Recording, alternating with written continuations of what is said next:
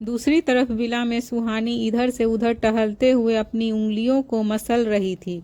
तभी स्वाति उसे इतनी टेंशन में देखकर बोली, यार सुहानी, तुम कितना वॉक करोगी, अब बैठ जाओ, आते होंगे वो लोग भी कुछ ही देर में।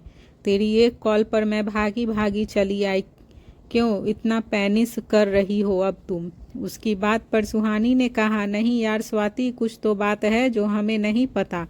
जिस तरह से कियान और राहुल गए हैं उसे देखकर मुझे भी दोनों पर शक हो गया था। देखना यार, आंसू की भी कॉल नहीं लग रही है, कब से ट्राई कर रही हूँ। यह बोलते हुए सुहानी की आवाज़ के साथ उसके चेहरे पर भी घबराहट थी। तभी स्वाति ने उसे समझाते हुए कहा, नेटवर्क नहीं आ रहा होगा यार उसके फ़ोन में। अब तू यह सब छोड़, जीजू है ना, सब संभाल लेंगे, ले तू चॉकलेट खा। यह कहते हुए उसने सुहानी की तरफ चॉकलेट बढ़ा दिया तो सुहानी ने फ्रस्ट्रेट होते हुए कहा, तुम सभी बातों को इतना कैजुअली कैसे ले सकती हो? जिस पर स्वाति ने कुछ कहने के लिए मुंह खोला ही था कि तभी आशु ने अंदर आते ही कहा, दीदी। उसकी आवाज़ सुनकर दोनों ने उसकी तरफ देखा। उसे देखकर दोनों के होठों पर स्माइल आ गई। तभी आशु भागते हुए सुहानी के पास आई और उसके गले लग गई। फिर स्वाति सोफे से उठते हुए बोली, देख अब आंसू भी आ गई है, जीजू और राहुल भी आ गए हैं, तू खामखा ही परेशान हो रही थी। यह बोलते हुए उसकी आवाज़ स्लो हो गई जब उसकी नज़र आंसू के पहने जैकेट पर गई। यह देखकर उसने खुद से कहा, यह तो लड़के की जैकेट लग रही है, पर आंसू ने यह किस लड़के की जैकेट पहनी है? तभी उसकी नज़र जान पहचान के चेहरे के बीच दो अनजान चेहरों पर पड़ी। स्वाति दोनों को गौर से देख रही थी, पर सुहानी का ध्यान अभी आंसू पर ही था जो उसके गले लगकर रो रही थी। स्वाति शिव्यान और करण को नहीं जानती थी, इसीलिए वह उन्हें अजीब तरह से देख रही थी। उन्हें देखते हुए वह खुद से बोली, अब यह दोनों नमूने कौन हैं? उधर आशु को रोते देखकर सुहानी और घबरा गई थी।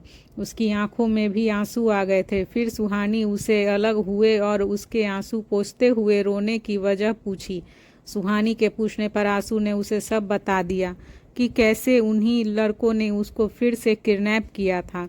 आंसू की बात सुनकर अब सबको यह समझ नहीं आ रहा था कि आखिर लक्ष्य और आशीष ने फिर से उसको किडनैप क्यों किया। तभी शिव्यान ने सबकी सोच पर फुल स्टॉप लगाते हुए कहा, मेरी वजह से ही उन दोनों ने आंसू को किडनैप किया। उनकी नज़र में आंसू ही वह आखिरी सबूत थी जो उनका सच भाई के सामने ला सकती थी और उस रात का सच भाई को बता सकती थी। इसीलिए उन्होंने इस आखिरी सबूत को भी मिटाना चाहा। जब शिव्यान बोल रहा था तभी सुहानी का ध्यान उस पर गया और वह उसे खुशी और हैरानी के मिले जुले भाव से देखने लगी। कियान सुहानी के चेहरे के एक्सप्रेशंस को नोटिस कर रहा था। सुहानी ने शिव्यान को देखने के अगले पल ही कियान की तरफ देखा तो उसे सुहानी की आंखों में बहुत सारे सवाल दिखे। उसे इतना बेचैन देखकर कियान ने अपनी पलकें झपकाकर उसे नॉर्मल रहने का इशारा किया। शिव्यान की बात पूरी होते ही आगे की कहानी करण ने सुनाई और उसको उस रात से लेकर अब तक की सारी कहानी बता दी। वो सभी हॉल में राउंड शेप में लगे सोफे पर बैठे थे। पूरी कहानी सुनने के बाद सबके रिएक्शन कुछ ऐसे थे जैसे उन लोगों ने कोई साइको क्राइम 3 मूवी की स्टोरी सुनी हो। सिर्फ कियान ही ऐसा था जो बिना किसी एक्सप्रेशन के सारी बातें सुन रहा था।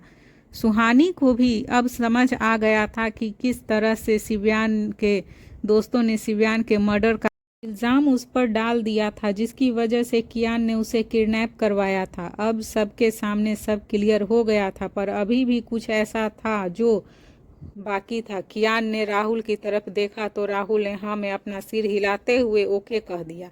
जब शिव्यान ने जब स्वाति को देखा तो उसे लगा कि वह भी सुहानी की बहन है। यही सब सोचते हुए उसने खुद से कहा, और कितनी बहनें हैं भाभी की। फिर सभी उठकर अपने अपने रूम में चले गए। सुहानी और स्वाति आंसू को लेकर उसके रूम में आ गई। रूम में आकर देखा तो आंसू के शरीर पर बहुत से जख्म थे। कंधे, पैर, गले और हाथों पर स्क्रैच के निशान थे। दोनों मिलकर उसके जख्मों को साफ करके आइंटमेंट लगाने लगी।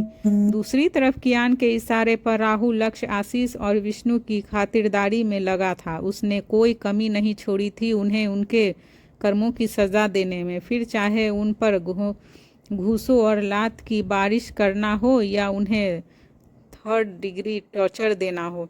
राहुल के इस तरह उन्हें टॉर्चर करने पर तो वो तीनों उसे मौत की भीख मांग रहे थे। राहुल पर उनकी इस रिक्वेस्ट का कोई असर नहीं हो रहा था। फिर उसने शिवा को कुछ इंस्ट्रक्शन दिए और वापस विला आ गया। शिव्यान अपने कमरे में बैठा सभी घटनाओं के बारे में सोच रहा था जो पिछले 7 महीने में घटी थी, पर उसे एक बात अभी भी समझ नहीं आ रही थी। उसने सोचते हुए खुद से कहा, मैं जानता हूँ मेरे सवालों के जवाब कौन दे सकता है। यह कहते हुए वह उठकर अपने रूम में बाहर चला गया। उधर सुहानी आशु के जख्मों पर आइंटमेंट लगा रही थी। स्वाति को आशु का ख्याल रखने को बोली और अपने रूम में आ गई। वह जब अपने रूम में आई तब कियान कॉल पर किसी से बात कर रहा था। वह जैसे ही कॉल कट करके पीछे मुड़ा तो उसने अपने सामने सुहानी को खड़े देखा। वह उसकी आंखों में देखकर कियान का मन पढ़ने की कोशिश कर रही थी। वह जानना चाहती थी कि इस वक्त उसके मन में क्या चल रहा है, पर इसके उल्टा कियान ने ही उसकी आंखों में देखते हुए उसके दिल का हाल जान लिया। वह दोनों कदम आगे बढ़ाया और उसका हाथ पकड़कर उसे अपने करीब कर लिया।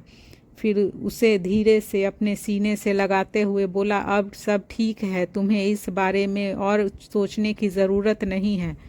यह सुनते ही सुहानी ने उसकी कमर को कसकर पकड़ते हुए धीरे से कहा, क्या उन्हें हमारे रिश्ते से। उसने अभी इतना ही कहा था कि तभी कियान ने उसे बीच में टोकते हुए कहा, शिव्यान ने हमारे रिश्ते को एक्सेप्ट कर लिया है, उसे हमारे रिश्ते से कोई प्रॉब्लम नहीं है। फिर उसने अपनी पलकें झपकाकर उसकी आंखों में देखा। सुहानी की आंखों में आंसू थे। यह देखकर कियान ने फिर से उसका चेहरा अपने सीने में छुपाते हुए कहा, मैं कुछ मांगू तुमसे। यह सुनकर उसने जल्दी से उसकी आंखों में देखा। हमेशा खामोश रहने वाली आंखें जो कभी कुछ नहीं कहती थी, आज वह बहुत कुछ कह रही थी। आज उन आंखों में गिल्ट दिख रहा था, वह उसमें माफ़ी मांग रही थी। तभी कियान ने सुहानी की आंखों में देखते हुए कहा, आई एम सॉरी, मुझे माफ़ कर दो। सुहानी के लिए अनएक्सपेक्टेड था। वह उसे आंखें फाड़े देख रही थी। कियान के सॉरी कहने का अंदाज कुछ ऐसा था कि सुहानी को लगा जैसे अगर वह उसकी सॉरी एक्सेप्ट नहीं करेगी तो वह उसकी दोनों किडनियां निकाल लेगा। तभी सुहानी ने अपनी आंखें बड़ी करके उसे देखते हुए कहा, ऐसे कौन बोलता है सॉरी? आप सॉरी बोल रहे हो या मुझे धमकी दे रहे हो? जिस पर कियान ने अपनी नज़रें चुराते हुए कहा, फिर कैसे बोलूँ मैं सॉरी? अब सुहानी को उसकी बातों पर हंसी आने लगी थी। तभी कियान उसके सामने नीचे अपने घुटनों के बल बैठ गया और दोनों हाथ से अपने दोनों कान को पकड़ते हुए बोला, सॉरी। पहले सुहानी उसे ऐसा करते देखकर चौंक गई, फिर अगले ही पल खिलखिलाकर हंसने लगी। कियान ने अपनी एक आईब्रो उठाकर देखते हुए कहा, तुम अब भी हंस रही हो? उसने अपनी हंसी को मुश्किल से कंट्रोल करते हुए कहा, अभी तो सिर्फ मैं हंस रही हूँ, किसी और ने आपको ऐसे देखा तो वह बेचारा हंसेगा नहीं, शौक में मर ही जाएगा। ये सुनकर कियान ने सीरियस होते हुए कहा, तुम इनोसेंट थी, फिर भी तुमने इतना कुछ सहा। यह सुनकर सुहानी की हंसी गायब हो गई। वह पहले से जानती थी कि कियान उसे सॉरी क्यों बोल रहा है। वह उसके पास गई और उसने कियान को समझाते हुए कहा, इट्स ओके डेस्टिनी, अगर वह सब नहीं हुआ होता तो शायद आज हम साथ नहीं होते, शायद हम कभी एक दूसरे से मिलते ही नहीं। और रही बात आपको माफ़ करने की, तो मैं आपको बहुत पहले ही माफ़ कर चुकी हूँ। सुहानी ने आगे कहा, हाँ, शुरू में मुझे आप पर बहुत गुस्सा आता था, इनफैक्ट नफ़रत करती थी मैं आपसे, पर जैसे जैसे आपको समझती गई, आपके लिए जो मेरे अंदर गुस्सा था वह ख़त्म होता चला गया और फिर पता नहीं चला कब आपसे प्यार हो गया। फिर सुहानी ने उसकी आंखों में देखते हुए कहा, और आपको कब मुझसे प्यार हुआ? उसकी बात सुनकर वह खड़ा हुआ और सुहानी का हाथ पकड़कर सोफे पर बैठ गया। फिर उसे अपनी गोद में बिठाते हुए बोला, जब तुम्हारे बारे में पता चला तो मन किया कि तुम्हें जान से मार दूं। उसके यह कहते ही सुहानी उसे घूर कर देखने लगी। तभी कियान ने उसके गुस्से को कम करते हुए कहा, अरे पहले पूरी बात तो सुन लो। फिर उसने आगे कहा, फिर सोचा अगर तुम्हें मार दिया तो तुम एक बार में ही मर जाओगी, इसीलिए तुम्हें किडनैप करके अपने साथ रखा, तुम्हें हर रोज तरपा तरपा के मारने के लिए। उसकी बातें सुहानी को गुस्सा दिला रही थी, फिर भी वह चुप रही। वह जानना चाहती थी कि कियान उसके बारे में और क्या क्या सोचता था। फिर अपनी बात को जारी रखते हुए उसने आगे कहा, फिर तुम्हारे बारे में जानने लगा तो दिल ने जैसे मना लिया कि तुम इनोसेंट हो, तुम्हारा इस सब में कोई हाथ नहीं है, पर माइंड बार बार कह रहा था कि नहीं, कुछ तो है जो तुमसे जुड़ा है। वह अभी बोल ही रहा था कि तभी सुहानी ने तपाक से बीच में ही कहा, ओ तो आपके पास दिल भी है। उसकी बात पर कियान ने उसे घूर कर देखते हुए कहा, मेडिकल की स्टूडेंट हो ना तुम, तो ज़रा बताओ ऐसा कौन सा इंसान है जो बिना दिल के जिंदा है। कियान की इस लॉजिक बात से सुहानी को स्पीचलेस कर दिया। उसने मन में ही खुद से कहा, मैंने सोच भी नहीं कैसे लिया कि मैं इस राक्षस से बातों में जीत जाऊंगी। फिर उसने कियान से कहा, हाँ दिल है आपके पास, पर वह सिर्फ आपको जिंदा रखने के लिए है, उसमें फीलिंग नहीं है, आपका दिल फीलिंगलेस है। यह सुनकर कियान ने उसे अपने पास खींचते हुए कहा, अच्छा। अब दोनों एक दूसरे की आंखों में देख रहे थे। सुहानी की आंखों में देखते हुए कियान ने कहा, इस दिल में अब सिर्फ तुम हो। तभी उसने सुहानी का हाथ उठाकर अपने सीने पर रख दिया। उसका दिल जोरों से धड़क रहा था। उसके दिल की धड़कन सुहानी को बेचैन कर रही थी। दोनों ही होठों के बीच बस कुछ ही इंच की दूरी थी। तभी कियान ने आगे बढ़कर उस दूरी को ख़त्म कर दिया और उसे अपने प्यार के एहसास से रूबरू कराने लगा। उधर शिव्यान अपने रूम में निकलकर राहुल के रूम में गया, लेकिन राहुल रूम में कहीं नहीं था। तभी उसकी नज़र बालकनी में गई। राहुल बालकनी में खड़ा सिगरेट के कस ले रहा था। शिव्यान ने उसके बराबर में आकर खड़ा हो गया और उसके हाथ से सिगरेट लेकर खुद उसके कस लेने लगा। फिर उसने सिगरेट के कस लेते हुए कहा, मुझे मिस किया तुमने? राहुल ने सामने देखते हुए कहा, बहुत ज़्यादा। तुझे ढूंढने के लिए मैंने और सर ने क्या कुछ नहीं किया, पर तू तो लंदन में जाकर बैठ गया था। ये सुनकर शिव्यान ने भी सामने देखते हुए कहा, मुझे सच जानना है। यह सुनकर राहुल ने उसके हाथ से सिगरेट ली और उसकी कस लेते हुए कहा, कैसा सच? जिस पर शिव्यान ने कहा, हम दोनों शुरू से ही भाई के साथ रह रहे हैं, भाई की पसंद और नापसंद अच्छे से जानते हैं। भाई का कभी गर्ल्स में इंटरेस्ट था ही नहीं और ना ही वह उन्हें पसंद करते थे।